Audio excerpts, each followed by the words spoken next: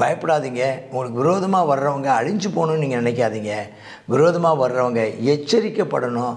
விரோதமாக வர்றவங்க அவன் தேவனுடைய நியாய தீர்ப்பை கேட்டு மனம் திரும்பணுங்கிறத நீங்கள் எதிர்பாருங்க. அவங்க நியாயம் தீர்க்கப்பட்டு அழிஞ்சு போகணுன்னு எதிர்பார்க்காதீங்க. எனக்குன்னு ஒருவர் தானே இருக்கிறார், என்னோடு தானே அவரும் வாழ்கிறார். எனக்குன்னு ஒருவர் தானே இருக்கிறார், என்னோடு தானே அவரும் வாழ்கிறார். நான் மரண தருவாயில் நடந்தாலும் அவர் என்னோடு வருகிறார். நான் மரண தருவாயில் நடந்தாலும் அவர் என்னோடு வருகிறார். நான் பாதாளம் வரையில் சென்றாலும் என் கூடவே இருக்கிறார். நான் பாதாளம் வரையில் சென்றாலும் என் கூடவே இருக்கிறார். எனக்குன்னு ஒருவர் தானே இருக்கிறார், என்னோடு தானே அவரும் வாழ்கிறார். இயேசு எனக்குன்னு ஒருவர் தானே இருக்கிறார், என்னோடு தானே அவரும் வாழ்கிறார். 2 ராஜாக்களின் புஸ்தகம் 1ஆம் அதிகாரம்.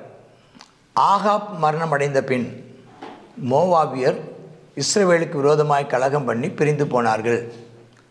அகசியா சமாரியாவில் இருக்கிற தன் மேல் வீட்டிலிருந்து கிராதின் வழியாய் விழுந்து வியாதிப்பட்டு, இந்த வியாதி நீங்கி பிழைப்பேனா என்று எக்ரோனின் தேவனாய பாகால் சேபோடத்தில் போய் விசாரிங்கள் என்று ஆட்களை அனுப்புகிறான். பாருங்கள், ஆகாப் இறந்து போயிட்டான். அதுக்கப்புறம் இந்த அகசியாவை குறித்து உள்ள விஷயத்தை பார்க்குறோம். இந்த அகசியா என்ன செய்யிட்டான், கிராதி வழியாக கீழே விழுந்துட்டான். எப்படி விழுந்தாலும் தெரில, தண்ணி அடித்து மயங்கி விழுந்தாலும் தெரில. விழுந்து அவனுக்கு காயம் ஆகி போச்சு, வியாதிப்பட்டுட்டான். பிழைப்பானான்னு கேட்குறதுக்கு எங்கே அனுப்புகிறான்?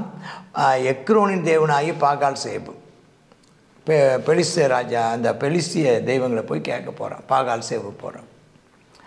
அப்போ ஆண்டவர் சொல்கிறாரு, அவன் இந்த மாதிரி இந்த அகசியா போகிறான், இஸ்ரவேல் அவன் குறுக்க அவன் எதிர்த்து கொண்டு போய் இஸ்ரவேலில் தேவன் இல்லை என்றா எக்ரோனி தேவனாய் பாகால் சேபுவுக்கு விசாரிக்க போகிறீங்க அப்படின்னு சொல்லிட்டு நான் உங்களுக்கு சொல்கிறேன், நீ ஏறின கட்டிலேருந்து இறங்காமல் சாகவே சாவா என்று கர்த்தர் சொல்கிறாருன்னு சொல்லும்படி கர்த்தர் அனுப்புகிறாரு. எலியா போய் அப்படியே சொல்கிறான்.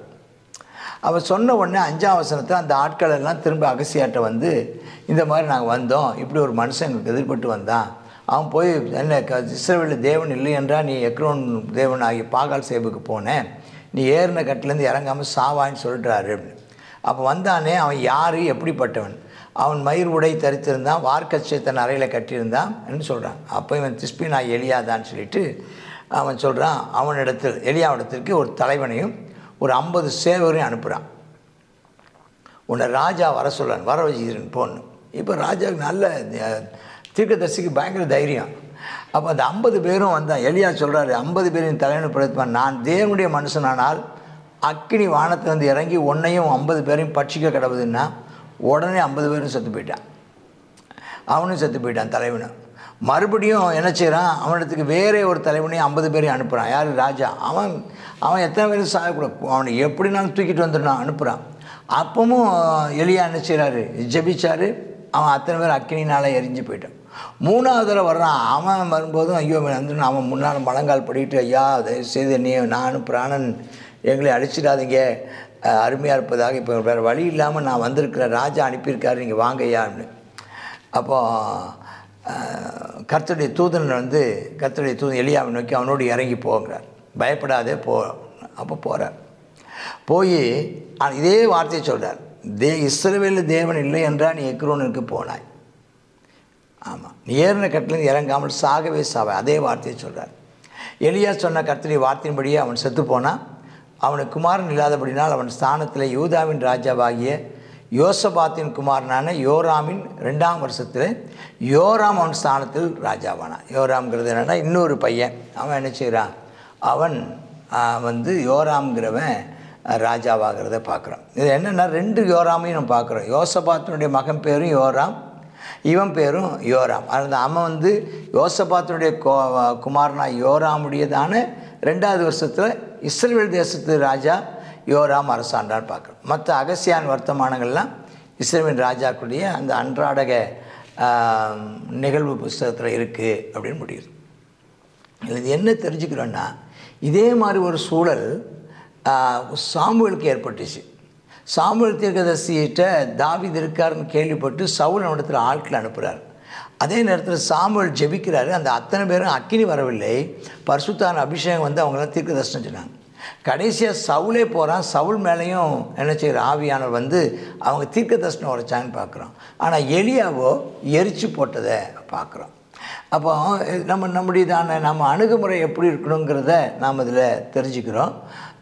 எலியா தீர்க்கதரிசி அப்போ பாருங்கள், அவன் பயந்து போய் தான் போகிறதுக்கு பயந்து போய் ஜனங்களை என்ன செஞ்சு போட்டான், பயப்படாதேன்னு சொல்லி ஆண்டவர் அனுப்புறதை பார்க்குறோம். இன்றைக்கும் பயப்படாதீங்க, உங்களுக்கு விரோதமாக வர்றவங்க அழிஞ்சு போகணுன்னு நீங்கள் நினைக்காதீங்க. விரோதமாக வர்றவங்க எச்சரிக்கப்படணும். விரோதமாக வர்றவங்க அவன் தேவனுடைய நியாய தீர்ப்பை கேட்டு மனம் திரும்பணுங்கிறத நீங்கள் எதிர்பாருங்க. அவங்க நியாயம் தீர்க்கப்பட்டு அழிஞ்சு போகணுன்னு எதிர்பார்க்காதீங்க. கர்த்தர் உங்களை ஆசீர்வதிப்பாராக. பிறருக்காக ஜெபம் பண்ணுவோம். கர்த்தர் சொன்ன வார்த்தையை நம்ம சொல்லுவதில் தயங்க வேண்டாம். கர்த்தர் வார்த்தையை அவர் நமக்கு தந்திருப்பாரானா யாருக்கானாலும் பயப்படாமல் அறிவியுங்கள். கர்த்தர் நம்மை ஆசீர்வதிப்பாராக. ஆமேன், ஆமேன். God bless you. கர்த்தருடைய பரிசுத்த நாமம் மகிமைப்படுவதாக. 2 ராஜாக்கள் 1வது அதிகாரத்தில் பார்க்குறோம். இதில் வந்து அகசியா ராஜா அவர் என்ன செய்கிறார், போய் பாகால் சேபுபிடத்தில் போய் விசாரிக்கிறார், நான் பிழைப்பேனா அப்படின்னு சொல்லி. அப்போது இஸ்ரவேலில் தேவன் இல்லை என்றா நீ அங்கே போய் கேட்க போகிற, ஆகையினால நீ என்ன செய்வ, செத்து போயிடுவேன்னு சொல்லி என்ன செய்கிறார் எலியா தீர்க்கதரிசி சொல்லுகிறது இதில் பார்க்குறோம். இந்த நாளிலும் அவன் நமக்கு ஒரு காரியம் ஆகணும்னு சொன்னால் நம்ம தேவனிடத்தில் விசாரிக்கிறத விட்டுட்டு நம்ம என்ன செய்கிறோம், எங்கெல்லாமோ போகிறோம். ஆமாம், இது ஜோசியக்காரங்கிட்ட போகிறது, ஜாதகக்காரங்கிட்ட போகிறது, நாள் பார்க்குறது, நேரம் பார்க்குறது, மற்றவங்க சொல்கிறதெல்லாம் கேட்குறோம். ஆனால் தேவனுடைய சமூகத்தில் உட்கார்ந்து நமக்கு இதுக்கு என்ன தீர்வு அப்படிங்கிறது தேவனுடைய சமூகத்தில் உட்கார்ந்து கேட்கும்போது கர்த்தர் நிச்சயமாக நமக்கு பதில் தருகிறார். நம்ம என்ன செய்ய வேண்டாம், நம்ம தேவனை விசாரிக்காமல் தேவனிடத்தில் நம்ம என்ன செய்யப்பட வேண்டும் அப்படின்றத நம்ம மனம் திரும்பி இன்னும் கர்த்தர் என்ன செய்வார், நம்முடைய வழிகளை, தம்முடைய வழிகளை நமக்கு போதிப்பார்.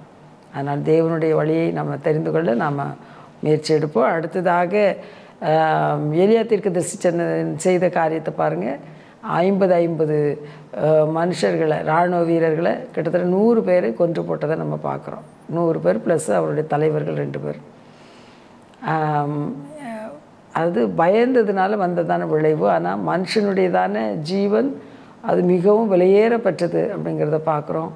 அவன் தேவனுடைய பிள்ளைகளாக இருக்கிற நமக்கு ஒரு சூழ்நிலை வரும்போது நம்ம அவர்களை கடிந்து கொள்ளாமல் நம்ம என்ன செய்வோம், நம்ம தைரியமாக நாம் செயல்படுவோம். நமக்கு எத்தனையோ போராட்டங்கள், பிரச்சனைகள் உண்டு. அந்த பிரச்சனைகள் நடுவிலையும் நம்ம என்ன செய்வோம், ஜனங்களுக்காக பரிந்து பேசுகிறவர்களாக, ஜனங்கள் மேலே அக்கறை உள்ளவர்களாக, அன்புள்ளவர்களாக காணப்பட கர்த்தர் நமக்கு அனுக்கிரகம் செய்தருள்வாராக. அவனுக்கு நீ பயப்பட வேண்டாம், நீ போன்னு சொல்லி என்ன செய்கிறார் கர்த்தர் சொல்லுகிறார், தூதனானவர் சொல்லுகிறார். அவன் போய் என்ன செய்கிறான், அப்புறம் திரும்ப பேசுகிறான். அப்போ இது முதல்ல போயிருந்துருக்கலாம். அங்கே இந்த நாள்லையும் நம்ம இந்த காரியங்கள் நம்ம தெரிந்து கொள்வோமா? கர்த்தருடைய சமூகத்தில் நம்ம அர்ப்பணிப்போம். கர்த்தாவே ஸ்தோத்திரப்பா, எங்களுக்கு எந்த ஒரு காரியமானாலும் உம்முடைய சமூகத்தில் நாங்கள் என்ன செய்யணும்ப்பா, எப்படி செய்யணும் கர்த்தாவே எங்களுக்கு வழிகாட்டுங்கன்னு சொல்லி உண்மை கர்த்தாவை பிடித்துக்கொள்கிறத விட்டுட்டு கர்த்தாவே நாங்கள் மனுஷரிடத்தில் ஆலோசனை கேட்கிறதோ அல்லது கர்த்தா விக்கிரகத்தில் போய் ஆலோசனை கேட்குறதோ, ஜோசியக்காரங்கிட்ட அப்பா ஜாதகக்காரங்கிட்ட போய் ஆலோசனை கேட்குறதோ, தேவனே நீர் அதை மிகவும் கர்த்தாவே அப்பா அருவருக்கிறீர், வெறுக்கிறீர். ஆமேனப்பா ஸ்தோத்திரம். அப்படிப்பட்டவர்களை நீர் கடிந்து கொள்கிற தேவனாக இருக்கிறீரப்பா. தகப்பனே, இந்த நாளிலும் நாங்கள் கர்த்தாவே உம்முடைய சமூகத்தில் காத்திருக்கத்தக்கதான ஒரு அனுபவத்தை நீர் எங்களுக்கு தந்திர வேண்டுமாய் ஜெபிக்கிறோம். கர்த்தாவே ஸ்தோத்திரப்பா. இந்த வேளையிலையும் அந்த மனிதர்களை சபிக்கிறத பார்க்குறோம். கர்த்தாவே 102 பேர் அதில் மரித்து போனதை நாங்கள் பார்க்குறோம். நாங்கள் தைரியமாய் கர்த்தாவே அமேனப்பா ஜனங்களை அமேனப்பா சந்திக்கத்தக்கதான ஒரு கிருபை எங்களுக்கு தந்திர வேண்டுமாய் ஜெபிக்கிறோம். எந்த சூழ்நிலையானாலும் உம்மாலே ஒரு சேனைக்குள் பாய்வேன், உம்மாலே ஒரு மதிலை தாண்டுவேன் என்று சொல்லி கர்த்தாவே நாங்கள் தைரியமாய் அதை நாங்கள் செயல்படுத்த கிருபை தாரும். இயேசுவின் நாமத்தில் ஜெபிக்கிறோம் நல்ல பிதாவே. ஆமேன், ஆமேன்.